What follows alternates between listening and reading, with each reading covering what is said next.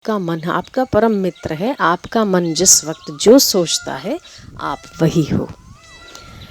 यदि आप चोरी की भावना करते हो तो अभी आपका मन चोर आकार हो गया।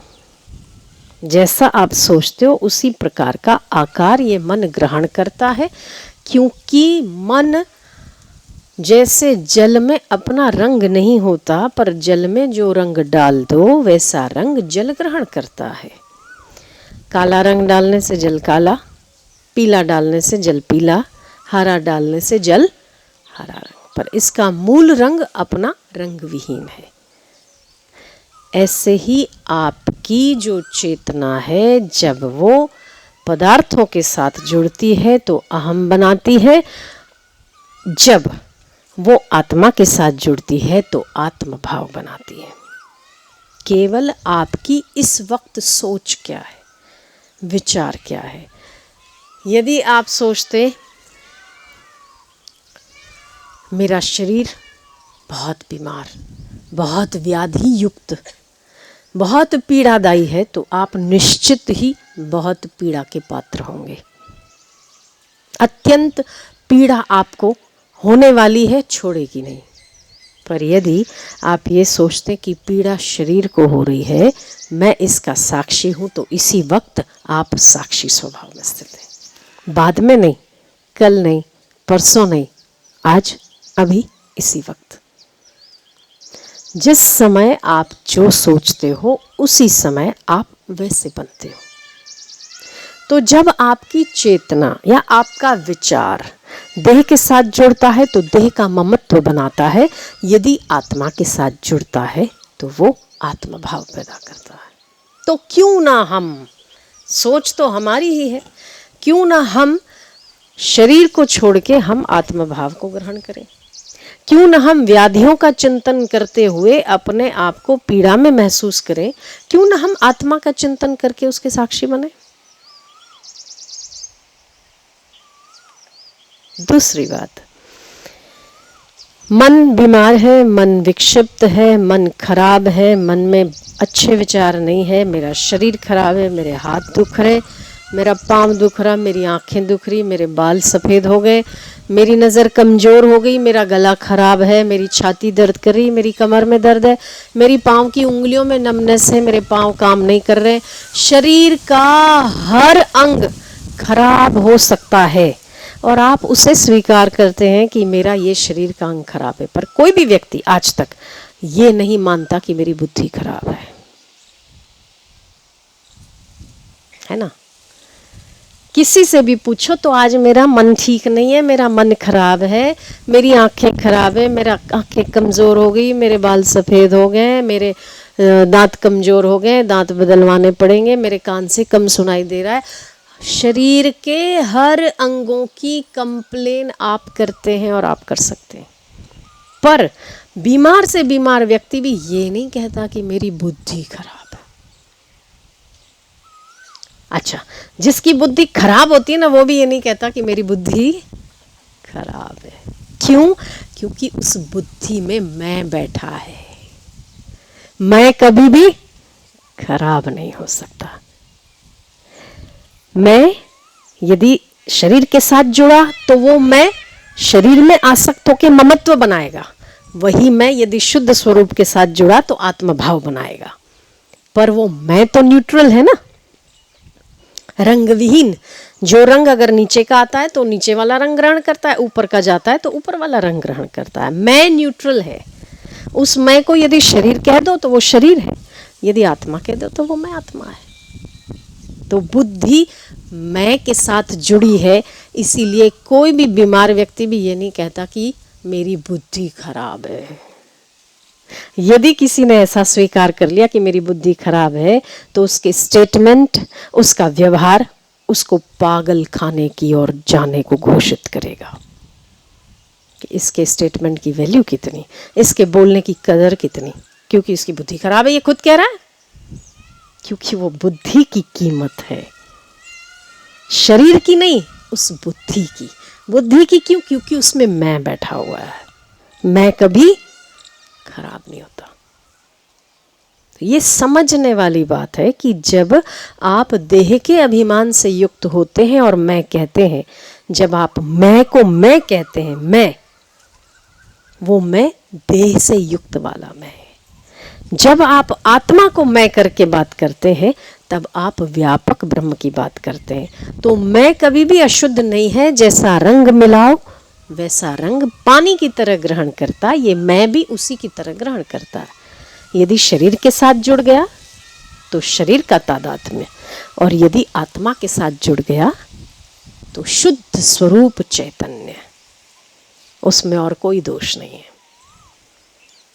सारे दोष शरीर को मैं मानने से। तो क्यों शरीर को और शरीर की व्याधि को मेरी मानकर परेशान होना? मेरा मन दुखी, मेरा मन सुखी, मन को मेरा माने तब दुखी और सुखी ना।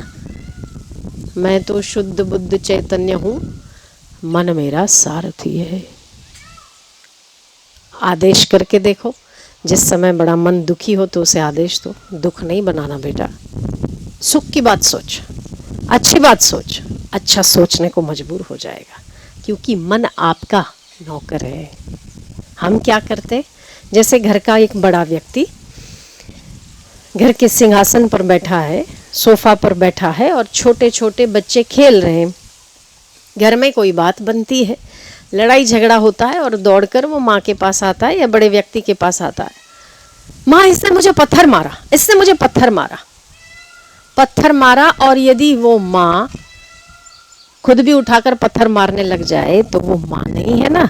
आपके पास बात ही इसीलिए आती है कि आप उस बात का निराकरण करें। बड़े व्यक्ति के पास बात इसीलिए आती है कि वो बड़ा व्यक्ति उस छोटे प्रॉब्लम्स का निवारण करे, ना कि वो प्रॉब्लम क्रिएट करे। हम क्या करते कि मन हमारा छोटा सा बच्चा है, वो कहता है कि मैं विक्षिप्त हूं, इसलिए नहीं कहता है कि आप भी उसके साथ डोलने लग जाओ, इसीलिए कहता है कि मेरा इलाज करो, कि मैं विक्षिप्त हूं। तो आप उसे कहोगे विक्षिप्त हूं तो मैं भी विक्षिप्त हूं, मैं भी विक्षिप्त हूं, तो क्या मतलब जैसे बच्चे वैसे माँ, जैसे बच्चे वैसे पिता। तो उस बड़े व्यक्ति ने इलाज क्या किया? आपको तो ये कहना चाहिए, बेटा विक्षिप्त हो ना, विक्षिप्तता थोड़ी देर के लिए बीत जाएगी, चली जाएगी, छूट जाएगी, तुझ में तो कोई विक्षिप्तता नहीं है। वही मन आपका उसी समय शांति को प्राप्त होगा। जैसे घर के बड़े व्यक्ति को कोई भी घर के छोटे सदस्य प्रॉब्लम समस्या इसीलिए नहीं बताते कि बड़ा व्यक्ति भी विक्षिप्त होके अपना बैलेंस खराब कर दे, बल्कि इसीलिए बताते हैं कि उसका निराकरण हो। मन भी आपका नौकर है, उसी छोटे बच्चे की तरह आपको बताता है कि मेरे इस बात से मेरा चित्त विक्षिप्त हुआ है, और आप उससे तो और तेज 4 गुना और अधिक चिल्लाना शुरू करते हो कि मेरा मन विक्षिप्त है। तो बेचारा वैसे ही, वो तो बच्चा है, उसमें तो वैसे ही सामर्थ्य नहीं है ना, वो तो वैसे ही विक्षिप्त है, आप उसे और विक्षिप्त करते। उस समय आपको एक सुज्ञ सज्जन की तरह, सुज्ञ उस बड़े व्यक्ति की तरह निर्णय लेना चाहिए कि अगर तो उसने निंदा करी और तू विक्षिप्त हुआ, बेटा निंदा और स्तुति तो आने जाने वाली है, चली जाएगी, 5 मिनट के बाद बात करते, फिर तेरी स्थिति बताना क्या है। ये हुई समझदारों वाली बात। पर हम तो क्या करते हैं, जैसे बच्चे आपस में लड़ते और पता चलता है कि एक दूसरे को मारा तो हम और उसको पत्थर मारने लग जाते, तो बच्चे तो और परेशान हो जाते हैं। ये माँ है कि क्या है, पिता है कि क्या है, हम आए इनसे सॉल्यूशन लेने और यही हमको मारने लग गए। तो हर धर्म, हर संप्रदाय, हर शास्त्र, हर सत्संग, हर संत, हर महापुरुष अपने मन को वश करने के उपाय बताते हैं, कहते हैं। वही शुद्ध मैं शुद्ध ही है किसी भी अवस्था में। नाक का संसर्ग गंध से होता है तब नाक काम करती है। यदि गंध नहीं है तो नाक तो है पर गंध नहीं है ना। जब नाक और गंध दोनों काम करे तो घ्राणेन्द्रिय काम करती है, एक कर्म इंद्रिय और एक ज्ञान इंद्रिय। कान तो पड़े हैं, पर यदि शब्द सुनने को ना मिले तो कान तो ऐसे ही फर्नीचर खोखा पड़ा है। यदि शब्द ना है तो संसर्ग दो वस्तुओं में होना, ये सांसारिक तुच्छ सुख भोगों का नियम है कि दो वस्तुओं का संसर्ग होना पड़ता है। पर कान है या नहीं है, वो सुन रहे हैं या नहीं है, मोगरे की खुशबू आ रही है या नहीं आ रही है, नाक है या नहीं है, इन सब के साक्षी को किसी संसर्ग की आवश्यकता नहीं पड़ती। कोई भी संसर्ग की आवश्यकता नहीं पड़ती, किसी चीज की आवश्यकता नहीं पड़ती। किसी संसर्ग से वो साक्षीपना है उसका ना।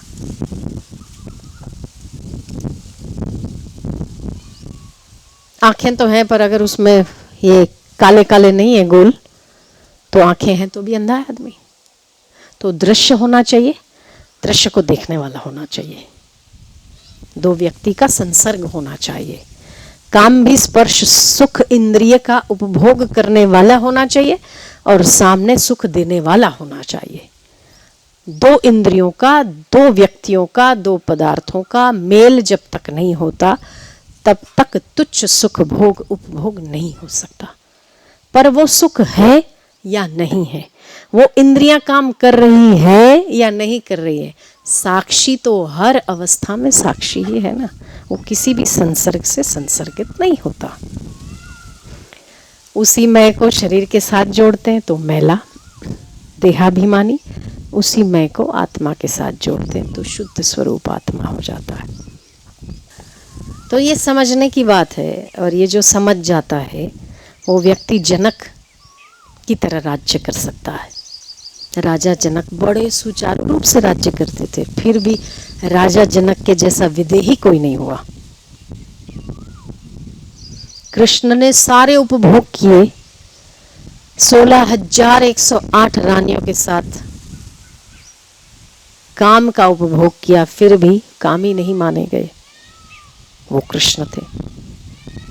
दुर्वासा मुनि इतना क्रोध करते थे, इतना क्रोध करते थे कि भगवान डरते थे उनके क्रोध से।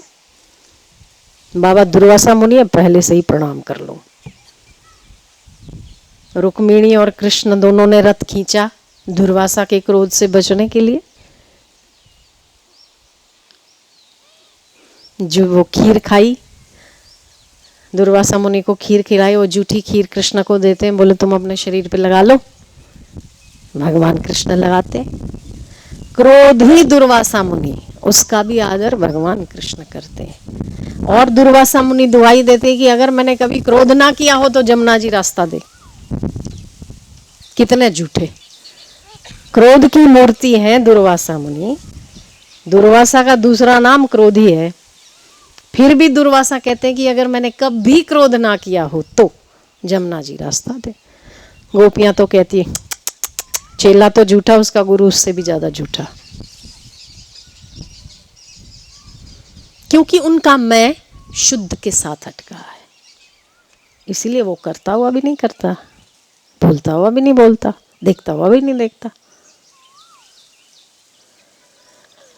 और अज्ञानी का मैं शरीर के साथ अटका है, तो केवल सोचता है तो भी पाप लगता है, वो करता है तो भी निर्लेप है, और अज्ञानी सोचता है तो भी पाप का भागी होता है।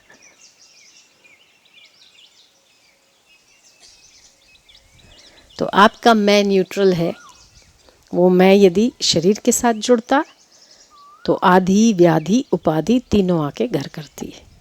80-87 साल के संत थे हरिद्वार में, गरीबदास जी महाराज था उनका, अब तो उनका शरीर नहीं है। तो आखिरी में उनके शरीर में बहुत व्याधि, बहुत पीड़ा हो गई। डॉक्टरों ने, यहाँ तक कि जब हम मिलने गए थे तो हमने उनसे कहा कि हम आपके लिए एक राजवैद्य है उनको ले आएंगे। वो अपने थे जिनको राजवैद्य का प्रमाण पत्र मिला था, और नाड़ी देखकर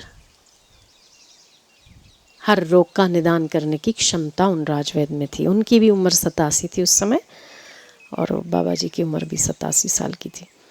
मैंने बहुत बोला, उन्होंने कहा आपकी मर्जी हो तो भेज दो, पर हम दवाई नहीं लेंगे। तो मैंने कहा क्यों आप दवाई नहीं लेंगे?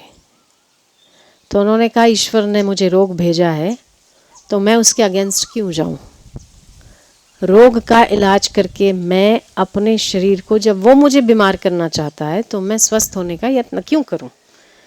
उनकी इतनी अच्छी उच्च भावना देख के मैंने ज़्यादा जिद नहीं की, पर फिर भी वो रहा नहीं गया तो मैंने यहाँ से वैद्य को भेज दिया। तो उस वैद्य ने कहा कि आप दवाई लेंगे तो बिल्कुल ठीक हो जाएंगे, दवाई लिया कीजिए, और जूस, दिन में अगर भोजन नहीं जाता है तो आप जूस लिया कीजिए। उनका शिष्य था, उनको भी समझा के गया कि सुबह 8 बजे जूस दे, दोपहर को 12 बजे जूस दे, 2 बजे, सारा लिख के दे गया। पर जब हम उनसे मिलने गए तो वो जूस भी नहीं ले रहे थे, भोजन भी नहीं कर रहे थे। पूरे 3 महीने उन्होंने कुछ भी अन्न का दाना अपने मुंह में नहीं डाला। बड़ा दुख हुआ उनके शरीर को देख के। शरीर पे बिस्तर पे लेटे हुए थे, जैसे शरीर है ही नहीं, एकदम लकड़ी पड़ा हो जैसे। तो हम उनके कमरे में गए तो आंखें बंद थी उनकी, तो मैंने 1-2 बार उनको बुलाया। शरीर में देखो ना कोई माल नहीं, हड्डियों पे, इस पे लकड़ी पे किसी ने चमड़ी चढ़ा दी हो, लकड़ी पे किसी ने कपड़ा ढक दिया हो ना, बस ऐसा लग रहा था। जब मैंने उसको बुलाया और जब उनकी आंखें खुली ना, पूरे शरीर में से उनका शरीर नहीं नजर आ रहा था, पर आंखों में लाइट नजर आ रही थी, बत्तियां जल रही हो ना, आंखें भी अंदर धस गई थी, एकदम छोटी हो गई थी, चीनी कैसी होती है ऐसी ऐसी आंखें हो गई थी। पर जैसे खोली तो जैसे वो जुगनू कैसे होते हैं, लाइट जलती ना, ऐसे जली। तो उन्होंने मेरे को देखा, मैंने बोला आप क्यों दवाई नहीं लेते? तो उन्होंने हाथ के इशारे से कहा कि, मैंने बोला शरीर है आपका, शरीर जितना रहेगा उतना लोगों को लाभ होगा। बोले शरीर शरीर का काम कर रहा है, वो व्याधि है और मैं अपना काम कर रहा हूँ। मुझे लगी नहीं रहा कि मैं पीड़ा में हूँ तो मैं दवाई क्यों लूँ। इसका अर्थ केवल इतना है कि जिसका मैं या जिसके विचार परमात्मा के साथ जुड़े हुए हैं, उसके लिए व्याधि भी व्याधि नहीं है। शरीर तो उनका भी शरीर है ना। और जिसका चित्त अपनी शरीर के अलावा और कहीं जाता ही नहीं, उसे तो खरोच भी आ जाए तो बाप रे बाप हो गया मेरा। आप ही के विचार, इसीलिए घाट वाले बाबा जी कहा करते थे कि आप दिन भर जितनी बार याद आए कहा करो कि मैं मुक्त हूं। समझ में आए चाहे समझ में ना आए, तो आपका भी मन विचलित होता है तो सोचा करो ये मन का स्वभाव है, मैं उसको देखने वाला। व्याधि शरीर को आइए, मुझे व्याधि नहीं है। यदि ऐसा झूठ मूठ में ही सही विचार भी करोगे ना, आपके चेहरे पर रौनक आएगी। यूं ही संत बीमार अवस्था में, बाहर की परिस्थितियों के बीच में भी यूं ही नहीं मुस्कुराते, कोई तो बात होती। यूं ही नहीं चमकते, कोई तो चीज होती है। यूं ही गरीबदास जी की आंखों में जुगनू नहीं चमक रहे थे, कोई तो बात थी। तो इसका मतलब ये है कि जब एक व्यक्ति अपनी चेतना को आत्मा के साथ जोड़ता है तो उसके लिए शरीर की व्याधि व्याधि नहीं होती। और एक व्यक्ति जब अपनी चेतना को शरीर के साथ जोड़ता है तो हर छोटी मोटी परिस्थितियां भी उसके लिए हुआ बन जाती है। तो अभ्यास केवल इस बात का होना चाहिए कि जो मैं बुद्धि के साथ जुड़ा हुआ है उसे आप देह के साथ छोड़कर आत्मा के साथ जोड़ो। ओ बाप रे फलाने आदमी ने मेरी निंदा कर दी, तो कर दी, ठीक है, तेरे शरीर की हुई ना, तेरी कहाँ हुई। आप मन को आदेश दो, कमांड दो। मैंने कल कहा था कि मन आपका कंप्यूटर है, उसे कमांड देने की जरूरत है। कमांड दो, उसको फॉलो करता है कि नहीं देखो, कमांड देने की जरूरत है। और अनवांटेड फाइल्स उसमें से डिलीट मारो, फॉर्मेट करो, नहीं तो हार्ड डिस्क फुल हो जाएगा। ये जो आपने कचरा भर रखा ना, फलाने ने ऐसा, उनने ऐसा, वो ऐसा, उसको ऐसा नहीं करना चाहिए, वैसा नहीं करना चाहिए। मुझे तो कोई ऐसा कहता है कि देखो सामने वाले को ऐसा नहीं करना चाहिए, नहीं करना चाहिए तो मतलब तुझे पता है तो तू कर ले। तुझे इतनी अकल है कि उसको ऐसा नहीं करना चाहिए, तो आप में इतना दम है तो आप कर लो। अपने में दम नहीं और दूसरों की टिप्पणी करते तो फिर क्या होगा? ना वो कुछ कर पाए ना वो तो अपना काम कर ही रहे। उसको ऐसा नहीं करना चाहिए था। तो आपको करना चाहिए, आप कर लो ना।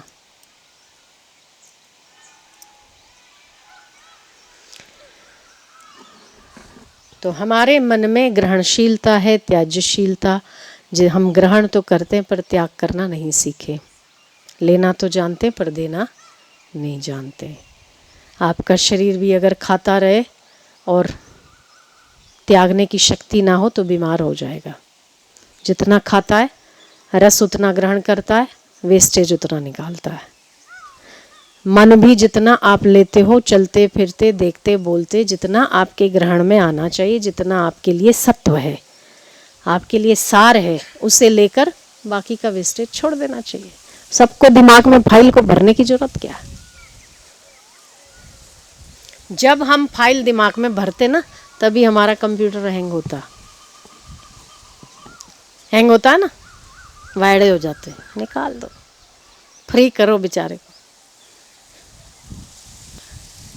तो जैसे देह का अभ्यास है, मुझे मैं मानने का शरीर को अभ्यास है, ऐसे ही अपनी आत्मा को मैं मानने का अभ्यास होना चाहिए। और ये हो सकता है जिस समय आप जो सोचते हो, बिना अनुभव के ही सही, जिस समय आप जो विचार करते हो आपका मन वो रंग लेता है। मन में वो इतना अच्छा गुण है कि आप जैसा सोचते हो ना, यदि आप अभी आप शुरू करो कि मुझे ना दुखी होना है, आपको ऐसे चिट्ठे खोलेगा ना, आपको याद भी नहीं होंगे, वहां से पिटारा खोल खोल के सामने लाएगा। अरे याद कर 4 साल पहले अपने को ऐसे धक्के मार के निकाला था। अरे याद कर फलाने आदमी ने तेरे को टेढ़ी नजर से देखा। अरे याद कर ऐसी ऐसी चीजें जो आपको याद भी नहीं होगी, उसके पिटारे से निकलेंगी। आप केवल कमांड दो उसको कि मुझे दुखी होना, देखो कैसे दुखी करता आपको। हम तो मन को इतना अच्छा समझते हैं, वही मन आपका शत्रु, वही मन आपका मित्र। पर मित्र बनाता कौन? आप। शत्रु बनाता कौन? उसको आप। और वही कमांड दो कि बेटा मुझे ना बड़ी अच्छी अच्छी बातें याद दिला, बड़ी अच्छी अच्छी, तो आपको याद आएगा मेरे गुरु ने मुझे यूं देखा, आंखों से आंखें मिलाई। अरे एक बार ध्यान में बैठे तो क्या आनंद आया था। अरे ऐसे ऐसे हम गए, हा, ऐसी ऐसी बातें याद कराएगा, पिटारे से वो भी खोलेगा। कमांड कौन सा देना ये तो आपको पता है ना, वो बुद्धि का काम है। बुद्धि जब दुखी होना चाहती तो मन को वैसा कमांड देती, बुद्धि जब सुखी होना चाहती तो वैसा कमांड देती। बुद्धि जब शरीर से जुड़ती है तो दुख बनाती है, जब आत्मा से जुड़ती तो सुख बनाती है।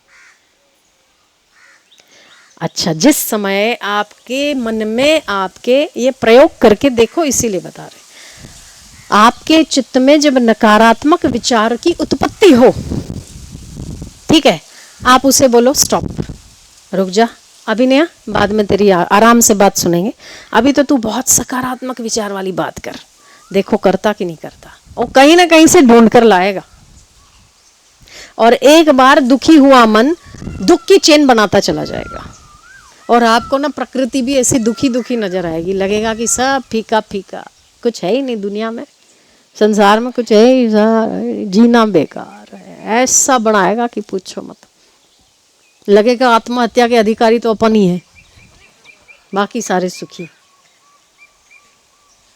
ये मन की बहुत अच्छी आदत है, ग्राह्यशीलता है उसमें, आदेश पालन करने की ताकत है, पर आदेश देने वाला जब देवे तब कमांड दो ना उसे। तो नकारात्मक सोच भी सकारात्मकता में परिवर्तित हो जाती है यदि आपका आदेश मन को मिलता है। पर आप क्या करते हैं, उसके साथ जुड़ जाते तो उसको लगता है मैं सही कर रहा हूं, है ना। जैसे चोर ने चोरी की और माँ को आके बताया, मम्मा मैंने पेंसिल चुराई, माँ ने कुछ नहीं कहा, उसको लगा मैंने बहुत अच्छा काम किया, उसने दोबारा चुराई। मम्मा मैंने नोटबुक चुरा ली, ओह ठीक बेटा, उसको लगा मैंने बहुत अच्छा काम करा। तीसरे दिन तो उसने उसकी कैप चुरा ली, पेंसिल चुरा ली, रबर चुरा लिया, नोटबुक चुरा ली, 5 चीजें और चुरा ली।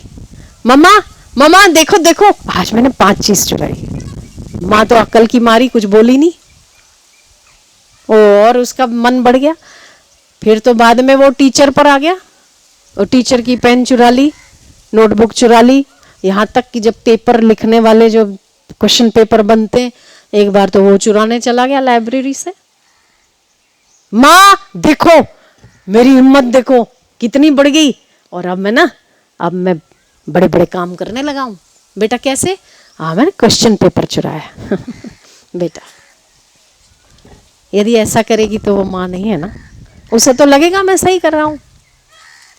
वही चोर बड़ा होके बड़ा डाकू बनता है, बड़ी बड़ी चोरी करता है, एक बार पुलिस पकड़ लेती है, पुलिस फांसी की सजा सुनाती है। आखिरी इच्छा पूछती है, तब उसे लगता है कि मैंने बहुत बड़े गलत काम किए, मुझे ऐसा चोरी नहीं करनी चाहिए थी। आखिरी इच्छा क्या है? तो माँ को बुलाओ। इनको लगता है कि माँ आखिरी इच्छा है, माँ को देखना चाह रहा होगा, पैर पड़ना चाह रहा होगा, माँ से बात करना चाह रहा होगा। बुलाया, माँ को बोलता है, वो टंगा पड़ा था सूली पे, माँ को बोलता है नज़दीक आओ। ओ नज़दीक आओ, नज़दीक आओ, नज़दीक आओ। नज़दीक आया और उसने उसकी माँ का नाक काट खाया। हो माँ बोलती क्या किया? बोले ये तू ही थी ना जो मैं रबर चुरा था तो तूने मुझे कुछ नहीं कहा, पेंसिल चुराता था तूने मुझे कुछ नहीं कहा, नोटबुक चुराता था तूने मुझे कुछ नहीं कहा। मैं समझा कि मैं अच्छा कर रहा हूँ। ये मन भी इसी तरह आपके साथ पेश आता है। जब ये दुखी होता है आप कुछ नहीं कहते, और दुखी होता है आप कुछ नहीं कहते, और गर्त में डूबता है आप कुछ नहीं कहते, फिर यही मन आपको ले डूबता है। पर यदि आप जो कर्म कर रहे हैं, चाहे वो वासना में गिरने का हो, चाहे झूठ बोलने का हो, चाहे दुखी होने का हो, चाहे नकारात्मक सोच हो, यदि आपकी मुहर नहीं लगती और आप उसे कहते हैं कि बेटा ऐसा नहीं, इतने सत्संग सुने किस काम के, चल उठ शास्त्र पढ़ बेटा, इसमें से कोई ना कोई अच्छी चीज तेरे लिए मिल जाएगी, इतना ही काफी है। मोहर मत लगाओ अपनी। दुखी है तो उसे सुखी बनाने का कोई बड़ा यत्न नहीं करना है, केवल आपको विचार ही देना है उसको। मां के एक्सप्रेशंस ही काफी होते उस समय चुराते वक्त।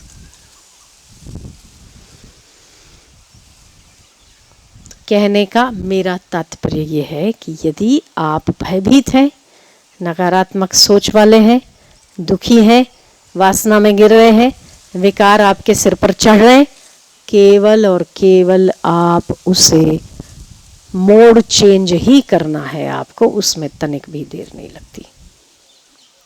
शास्त्र पढ़ो, सत्संग सुनो, उसे आदेश दो, अभी नहीं बाद में देखी जाएगी, आज नहीं कल देखी जाएगी। मन आपके आदेश का पालन करता है, नहीं तो कतारें लंबी लंबी लंबी लंबी लंबी शू हमारे पास तो कशू नहीं, कहीं नहीं, अभी तो लगन भी नहीं हुआ, शादी भी नहीं हुआ, अकेला अकेला घूम रहा हूँ। और अगर कमांड सही दी तो बहुत अच्छा, शादी वाले कौन से खुश हैं, अच्छा है जितना मैं आराम कर सकता हूँ, भगवान थोड़ा और लेट कर देवे और अच्छा, ईश्वर मुझे और आज़ाद रखना चाहता है तो इससे बड़ी बात क्या, अच्छा है। सिर पे डंडा नहीं आया मुफ्त वाला, भाई कोई बाहर वाला डंडा मारे तो क्लेम भी किया जा सकता, घर वाला डंडा मारे तो क्लेम भी तो नहीं होता ना, तो मुफ्त वाला खाना पड़ता है। संसार व्याधियों का घर है, खाना तो है ही, और उसके ऊपर क्लेम भी नहीं किया जा सकता। पर ये मन है ना उत्पाती है, शादी वालों को देखा देखा मेरी हुई नहीं, उनको पूछो तो वो बोलते इसे तो कंवारे ठीक, अभाव में दौड़ता ना मन, इससे तो हम नहीं करते तो ज़्यादा अच्छा। पूछो शादी वालों को, वो बोलते रहे शादी में बड़ा सुख है, क्या सुख है, खाक झक मारते बेचारे। अब तो ये वो दिल्ली का लड्डू, खाए पछताए ना खाए पछताए, नहीं खाया एक ही दुख, खाया नहीं, ये खाया तो हलक में अटक गया, न निगला जाए न उगला जाए, देखा सब हाँ बोलते बड़ा वाला। तो ये सब हमारे मन की ही कल्पना है, हमारा मन जहाँ पर सुख ढूंढ लेता है ना वो सुखी नजर आता है। तो हमारा मन वास्तविक आत्मा के सुख को खोजे तो अभी सुखी है, किसी चीज की आवश्यकता ही नहीं। फिर प्रारब्ध हुआ, मिला तो वाह, नहीं मिला तो वाह।